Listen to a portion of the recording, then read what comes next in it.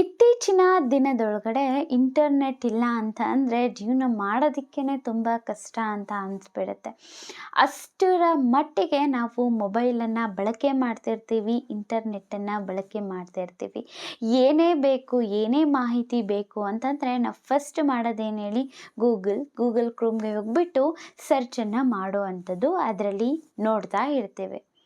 ಆದರೆ ನಿಮ್ಗೆ ಗೊತ್ತಾ, ಯಾವ ಯಾವ ವಿಚಾರಗಳನ್ನು ಗೂಗಲಲ್ಲಿ ಸರ್ಚ್ ಮಾಡಬಹುದು, ಯಾವುದನ್ನು ಮಾಡಬಾರ್ದು, ಯಾವುದನ್ನು ಸರ್ಚ್ ಮಾಡ್ತಿ ಅಂತ ಅಂದರೆ ನಿಮಗೆ ಜೈಲೂಟ ಪಕ್ಕ. ಎಲ್ಲ ಕೂಡ ನಾನು ಈ ಒಂದು ವಿಡಿಯೋದೊಳಗಡೆ ತಿಳಿಸ್ತೀನಿ. 5 ವಿಚಾರಗಳನ್ನು ಹೇಳ್ತೇನೆ.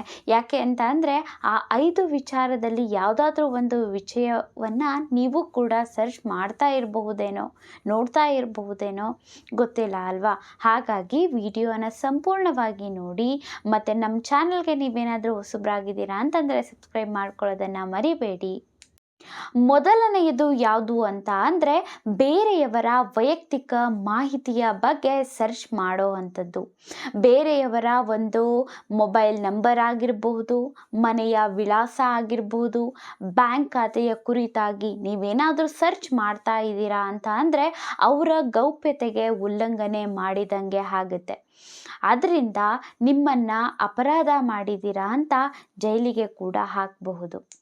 ಎರಡನೇದು ಯಾವುದು ಅಂತ ಅಂದರೆ ಮಕ್ಕಳ ಅಶ್ಲೀಲ ಚಿತ್ರ ಆಗಿರಬಹುದು ಮತ್ತು ವಿಡಿಯೋಗಳನ್ನು ಆಗಿರಬಹುದು. ನೀವು ಗೂಗಲ್ ಒಳಗಡೆ ಏನಾದರೂ ಸರ್ಚ್ ಮಾಡಿದ್ರೆ ಅಪರಾಧ, ಅದು ದೊಡ್ಡ ಅಪರಾಧ ಆಗುತ್ತೆ. ಸೊ ಭಾರತ ಮಾತ್ರ ಅಲ್ಲ, ಹಲವು ದೇಶಗಳಲ್ಲಿ ಇದ್ರ ಮೇಲೆ ಕಟ್ಟುನಿಟ್ಟಿನ ನಿಷೇಧವನ್ನೇ ಮಾಡಿದೆ ಅಂತ ಹೇಳ್ಬೋದು.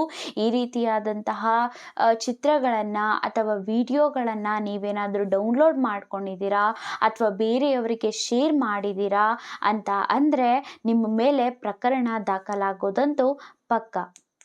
ಮೂರನೆಯದು ಹ್ಯಾಕಿಂಗ್ ಮತ್ತು ಸೈಬರ್ ಅಪರಾಧ.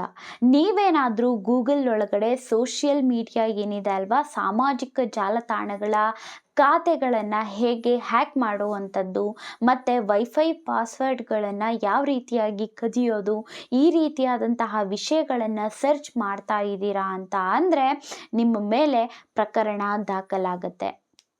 ನೆಕ್ಸ್ಟ್ ವಿಷಯ ಯಾವುದು ಅಂತ ಅಂದರೆ ಬಾಂಬ್ ಮತ್ತು ಭಯೋತ್ಪಾದನೆ. ನೀವೇನಾದರೂ ಬಾಂಬ್ ಹೇಗೆ ತಯಾರಾಗುತ್ತೆ, ತಯಾರಾಗುವಂತಹ ವಿಧಾನಗಳು ಯಾವ್ಯಾವು ಮತ್ತು ಭಯೋತ್ಪಾದನೆಗೆ ಸಂಬಂಧಪಟ್ಟಂತಹ ಚಟುವಟಿಕೆಗಳ ಬಗ್ಗೆ ಮಾಹಿತಿಯನ್ನು ಕಲೆ ಹಾಕಬೇಕು ಅಂತ ಅಂದ್ಕೊಂಡು ಗೂಗಲ್ನಲ್ಲಿ ನೀವೇನಾದರೂ ಸರ್ಚ್ ಮಾಡಿದ್ದೆ ಆದರೆ ಭದ್ರತಾ ಸಂಸ್ಥೆಗಳು ತಕ್ಷಣ ಅಲರ್ಟ್ ಆಗ್ತವೆ. ಅಲರ್ಟ್ ಆಗಿ ನಿಮ್ಮನ್ನು ದೇಶದ್ರೋಹದ ಆರೋಪದ ಮೇಲೆ ಪ್ರಕರಣವನ್ನು ದಾಖಲು ಮಾಡ್ತಾರೆ, ಜೈಲಿಗೆ ಹಾಕ್ತಾರೆ. ನೆಕ್ಸ್ಟ್ ಬಂದು ಮಾದಕ ದ್ರವ್ಯ ಮತ್ತು ಅಕ್ರಮ ಶಸ್ತ್ರಾಸ್ತ್ರ ಖರೀದಿ. ಮಾದಕ ದ್ರವ್ಯಗಳನ್ನು ಆಗಿರಬಹುದು ಅಥವಾ ನಿಷೇಧವಾದಂತಹ ಔಷಧಿಗಳನ್ನು ಆಗಿರಬಹುದು ಮತ್ತು ಅಕ್ರಮವಾಗಿ ಶಸ್ತ್ರಾಸ್ತ್ರಗಳನ್ನು ಹೇಗೆ ಖರೀದಿ ಮಾಡುವಂಥದ್ದು, ಇವುಗಳ ಕುರಿತಾಗಿ ನೀವೇನಾದರೂ ಹುಡುಕಾಟ ಮಾಡಿದ್ದೇ ಆಯಿತು ಅಂತ ಅಂದರೆ ಮಾದಕ ದ್ರವ್ಯ ನಿಯಂತ್ರಣ ಇಲಾಖೆ ಮತ್ತು ಪೊಲೀಸ್ ಇಲಾಖೆ ಅಲರ್ಟ್ ಆಗ್ತವೆ, ನಿಮ್ಮನ್ನು ಜೈಲಿಗೆ ಹಾಕ್ತಾರೆ. ಇದಿಷ್ಟು ಆಗಿತ್ತು. ನೀವು ಗೂಗಲ್ನೊಳಗಡೆ ಯಾವ ಯಾವ ರೀತಿಯಾದಂತಹ ವಿಚಾರಗಳನ್ನು ನೀವು ಸರ್ಚ್ ಮಾಡಬಾರ್ದು ಅನ್ನೋ ಅಂಥದ್ದು. ಈ ರೀತಿಯಾದಂತಹ ವಿಷಯಗಳನ್ನು ಸರ್ಚ್ ಮಾಡೋದಕ್ಕೆ ಹೋಗಬೇಡಿ, ಎಚ್ಚರಿಕೆಯಿಂದ ಇರಿ.